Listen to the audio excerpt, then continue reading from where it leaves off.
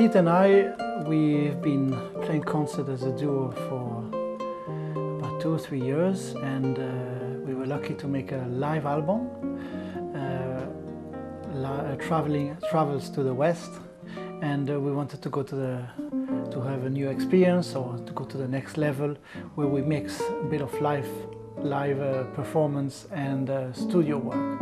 So then we decided to record without an audience, and separate guitars and overlaying guitars, and we also work on different aspects of the composition. For this album, we wanted to do something really quite different from the last album, which was very spontaneous, and it was an album full of live performances.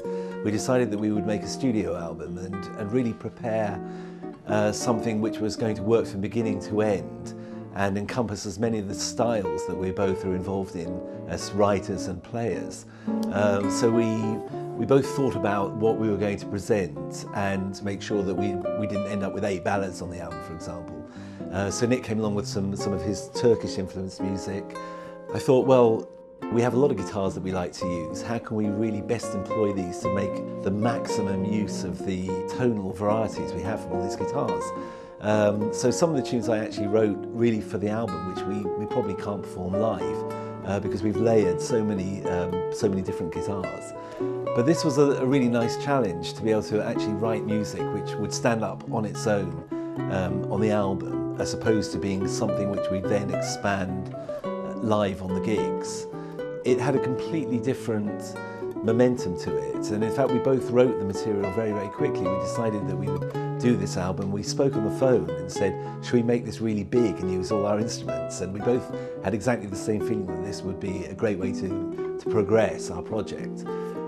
So when I had the available time, I sat down and I began writing my half of the album, and I didn't stop until it was finished. And then I had, I think, 6 different pieces which were quite diverse, and Nick had the same. And so within a few weeks we had the material ready to start rehearsing, and then we rehearsed it very briefly, and then we went straight into the recording process.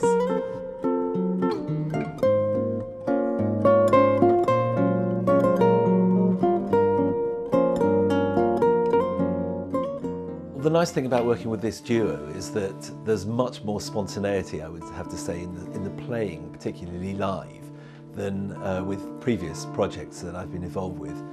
For example, Curious Paradise was a 5-piece band I had, in which I was writing and arranging for 5 instrumentalists. So it was quite prescribed, although there was improvisation in every tune. With Nick, the beauty about the gigs is that we prepare very little in terms of the arrangements that we're going to be performing, and so we're both always surprised at what happens tune by tune on each gig.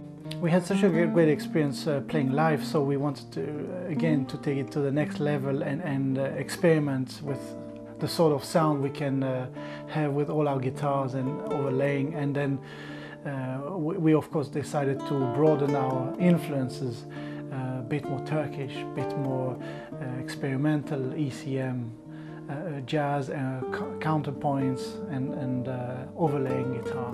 Once we got everything recorded, which Nick took care of and did a very nice job, so we had the material had gone to tape as such very well, and it had been a very relaxing process because we recorded it in Nick's studio. Once we'd done that, the next stage of course is the mixing, and I took over that stage working with an excellent engineer called Jeremy Paul Carroll. And although this is ostensibly a guitar duo, I have to say this is the most in-depth mix I've done on any album in my career of recording and making records. On the one hand, it's very exposed, because when there were just the 2 of us playing a guitar each, then you've got to make the most of those 2 instruments and make it sound beautiful. On the other hand, with the layered instruments, they were still all guitars, so we might have 10 instruments, but they're all guitars. So to find each one to have its sonic space, so it wouldn't get cluttered or it wouldn't get mushy, was a real challenge, and we spent a great deal of time working on the mix. And then even when that was all done, the mastering, there was still, which Jeremy did as well, there was still a lot of work to be done, or Jeremy found work to be done to make it sound even better. we're actually very, very happy with the results. We still wanted to keep that live spontaneity that we always have in concert. So we did a lot of work on the composing and arranging side of this. But then when we were recording, we tried to keep that live experience still. It was a working process. We first decided what to do, and then we got together, rehearsed, and experiment with a few guitars, and even on the recording suddenly we felt like, oh, let's try that guitar, it might be better on the melody or on a solo, maybe layer more 12 string or synths. So it was a great experience from beginning to end until the mixing, where we actually decided, oh, let's have less of this, less of that. Oh, it's great fun. What is great with Pete, we really share the work, and we're both very proactive in every aspect. So I'm quite good at recording, and so it was easy. Nowadays we can record anywhere our guitar. So putting a mic in front of our guitar to have a strong acoustic sound, and a mic in front of the amp, and mixing those sounds. So I could do this. We didn't need too many microphones, because at least the maximum we had is 4 microphones, having the 2 guitars playing together, and then next overlaying things. So it was really fun to do that.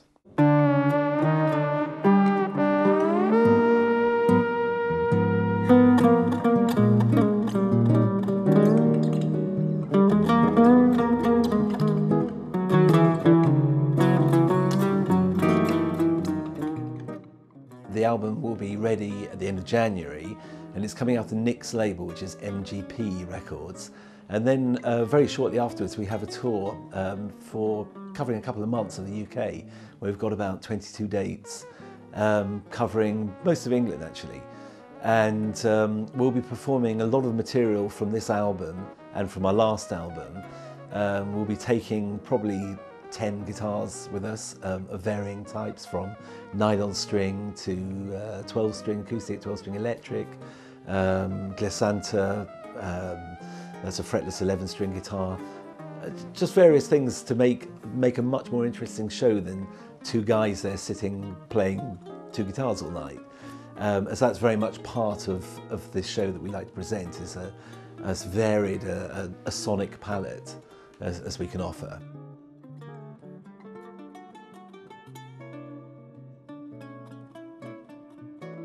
We have this tour in February and March, and then we'll do some one-off gigs here and there, and then another tour in the UK in November. Plus we're starting to organise some tours in Nick's native Switzerland and Germany for later in the year. So this is really going to be our big year for promoting this project and putting the music out.